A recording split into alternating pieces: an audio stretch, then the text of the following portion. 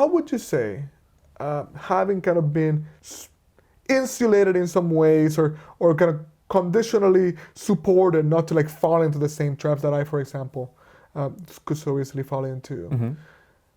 How would you say, what are some of the ways in which patriarchy has impacted you, and how you show up in the world, right? Yeah. Yeah. Yeah.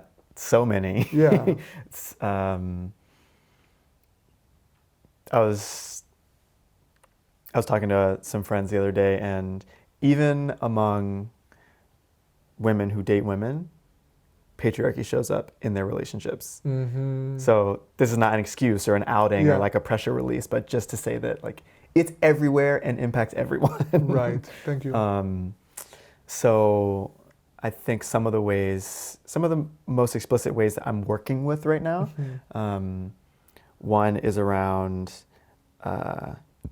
the like adjacency or the lack of space between physical intimacy and sexuality. Mm-hmm. Patriarchy, I think, collapses those things. That is right. And they're actually not the same thing. Right. And I'm just practicing noticing with myself, like, if it's someone I'm attracted to,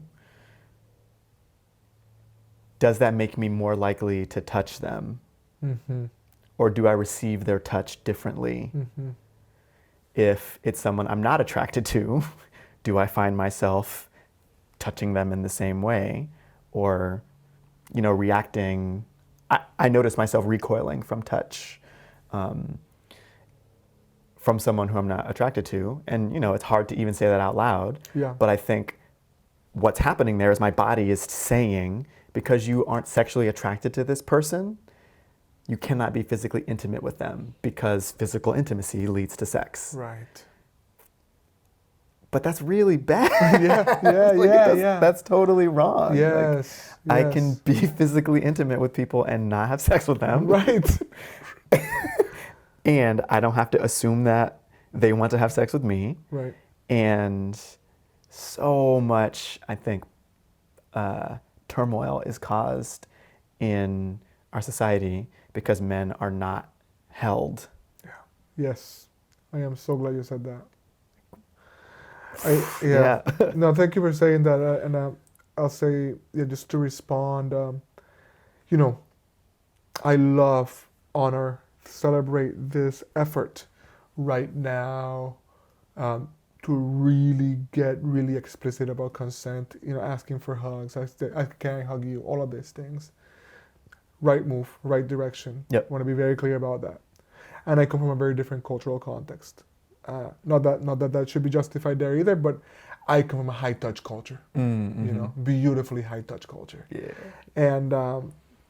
And so I actually spend a lot of time, a lot of energy not touching people, right? Because I continually have that's how I express affection, connection, right?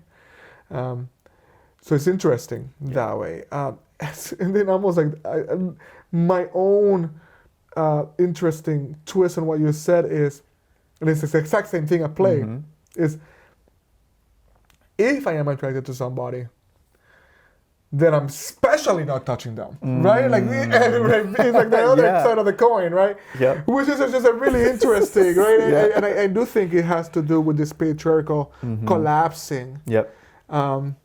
And this dearth of touch in the culture. And so, as you know, as you're familiar with, I hold a lot of ceremonial space, I hold medicine space in which kind of a set of norms are hopefully skillfully put into place where like there will be touch, you know what I mean? And I especially love doing it in the context of men's groups, right? Yep.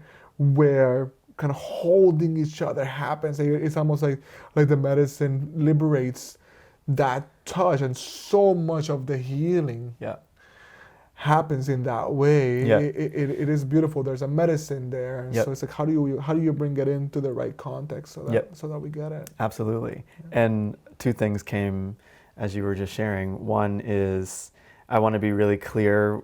I feel like I ended that last set of thoughts with saying that there's a huge amount of issue in our culture because men are not held. Mm-hmm. And I agree, I think that's deeply true. And I don't think that it means women need to be doing the holding. Yeah, exactly. Which is, I think, often the Yeah. culture's response. It's like, men need to be held, women, please step in to do it. That's correct. No. So what you were saying about being in space with men and us holding each other, it's like, we need that. Mm-hmm. And that's not to be at the exclusion of women and non-binary folk also being held. Right. So Exactly. just to, Yeah. I notice in myself that there can be a scarcity mindset of like, Yeah. oh, well, if this is true, nothing else can be true. Right. Like, nope, that's true, and this is true, and this is true, and this is true. Yeah. So like, we just need a lot more holding That's right. in all directions. That's exactly right. And then this, the way that I think I learned this from you at Evolutionary Leadership. When you are in a facilitated space, someone else is holding the container. And so you, as a participant, get to kind of let Mm-hmm. your guard down. Mm-hmm. You can fall apart Mm-hmm. because you know that someone else is making sure that you're going to eat, you're going to sleep, you're going to have water, the agenda is going to continue Right. moving. Yes. So if I think about that in a facilitation space, when men hold each other, I think what we allow is each other to fall apart Yes. in ways that the society teaches us that we don't get to do, Yeah.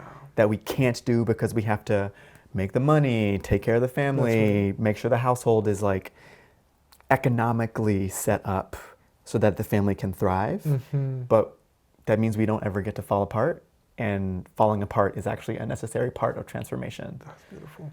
So this like us holding each other, I feel, it's so important. And then it means we have to then get really clear about being like holding or being held, not being about sex. Right. Right. That's amazing. That is such important wisdom there. Beautiful, beautiful, beautiful. And I would say for me, certainly the number of years doing the ceremony work has really, really